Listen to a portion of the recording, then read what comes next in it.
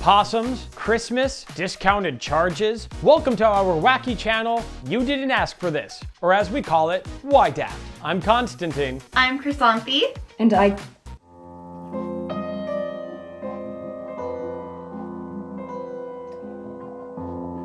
I can't believe I agreed to do this again. For those new to the channel, YDAFT is a program of news, things, and random stuff that you simply didn't ask for. In today's episode, we have 5 segments. Weird news you missed, not another top 5, product placement, exclusive interview, and dumb criminals of the week. Imagine you go out to get a Christmas tree. You bring it home, get some hot cocoa going on the stove, take an evening to decorate, but suddenly, while you're sleeping, you hear a strange noise. Maybe the Grinch broke in early this year? Maybe the cats are knocking ornaments off the tree? Well, for one woman, she only wishes it was the Grinch. She found a possum just chilling in the tree. Take a look at the exclusive footage. I am literally freaking out right now. I have no idea how this possum got in my house and up into my tree. And I'm trying to get him out, but it will not let me, and I just don't know what to do. I don't know how I got in here. Of all things I thought I was going to talk about today, I didn't think one would be a PSA to check your Christmas trees for animals. Come on, how do you not see that? Over to you, sis. You okay?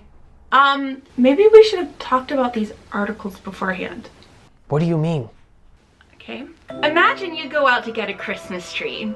You bring it home, get some hot cocoa going on the stove, and take an evening to decorate. But suddenly, while you're sleeping, you hear a strange noise. No way, another possum? No, it was an owl. Wow, that was totally misleading. I did not see that coming. What about you, other sis? Imagine you go out to get a Christmas tree and... No way. You see all sorts of vehicles on the road. Cars, trucks, semis, and sometimes you see them pulling a trailer or a camper. But what about an iconic Christmas movie prop? The sleigh from the movie Elf was seen traveling around New York and New Jersey. Santa's sleigh. The owner of the sleigh, Mark Bozek, has just donated it to a fire department in Hallisite. I think we can all agree that fire trucks would be so much cooler if they looked like sleighs. Over to you, Bubba. Bubba, who wrote that? Ugh. And now it's time for Not Another Top 5, where we create a useless top 5 list. Today's top 5 list is Top 5 Worst Holiday Destinations. Number 5, Katanga, Russia. What can I say about Katanga except there's not a whole lot there? I mean, there's an inn that's called the Katanga where you can see pictures of reindeer in water. Lots of reindeer in water. There's also a port, a hospital, a bank, and a convenience store. Kind of. My favorite review of this place was 3 stars. It's a bit cold. Coming in at number 4 is Melrose, New Mexico.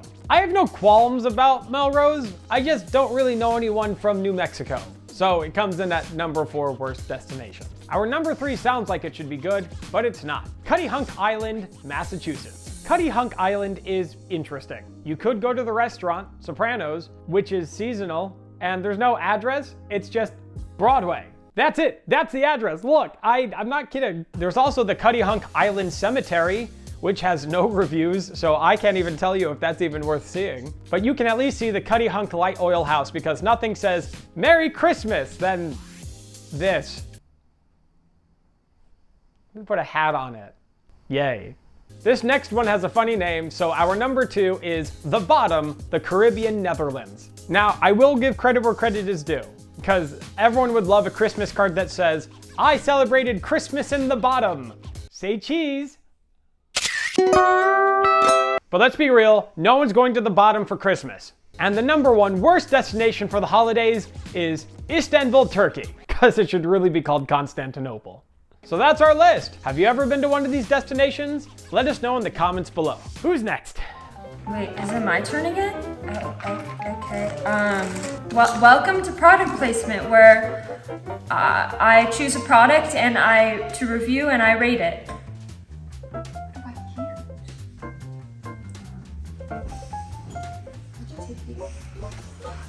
So this is a paper towel.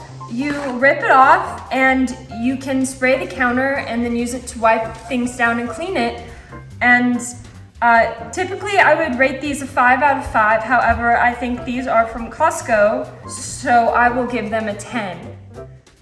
Am I done?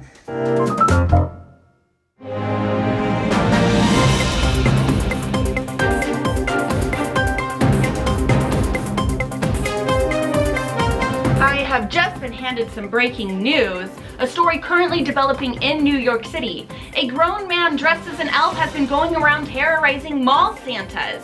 The man claims that he is in fact an elf from the North Pole and needs to get back to the North Pole in time for Christmas.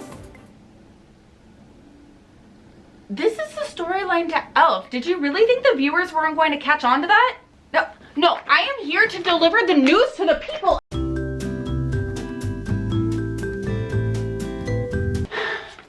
Over to you, Ev. Welcome to our segment of Exclusive Interview, where I give you the interviews nobody asked for. But let's be real, everyone's gonna want these. So, tell me in your own words, what really happened? Imagine, you go out to get a Christmas tree. You bring it home, get some hot cocoa going on in the stove, take an evening to decorate, but suddenly while you're sleeping, you hear a woman screaming, "What is the possum doing in our Christmas tree? This is my home, lady. My home." Insightful words from an animal who typically has very bad eyesight. Okay, now it's time for you want to introduce this? Oh, okay. Stealing my spotlight. Gee. And now, it's time for Dumb Criminals of the Week, like the person who cut down my tree. So this guy is not your typical Christmas criminal, but the article was too good not to share. A man at Disneyland was arrested for streaking on the It's a Small World ride. Supposedly, he jumped off the ride and threw his clothes off and started running around and skinny dipping everywhere. And wouldn't it be funny if there was exclusive footage of that? Yeah, there is. Take a look.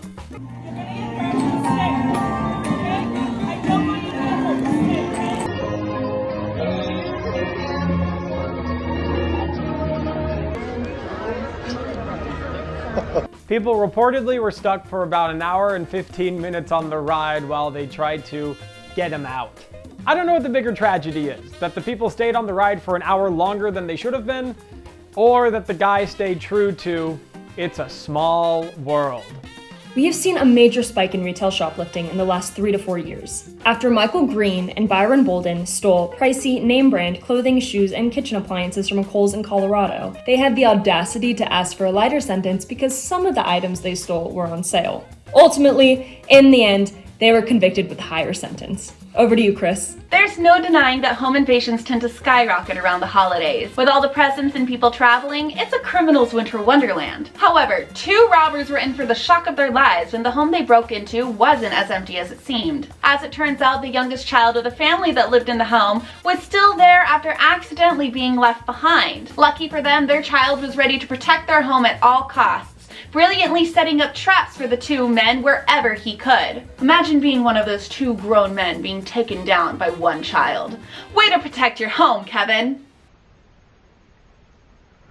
Oh, you have got to be kidding me.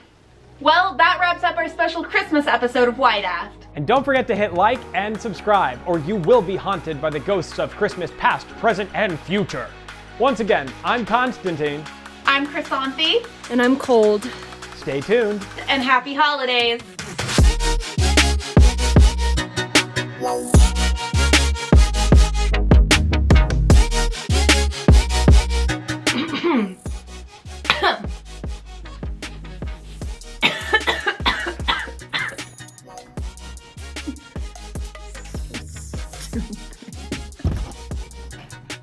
Weird news you missed, and not another top 5, product placement, and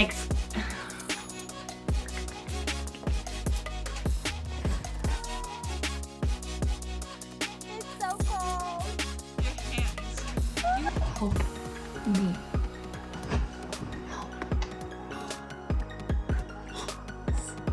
Because it should really be called Constantinople. No, really.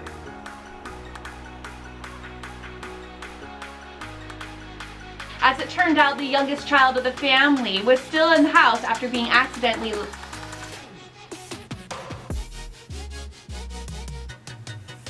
What if, you guys, what if I introde with rock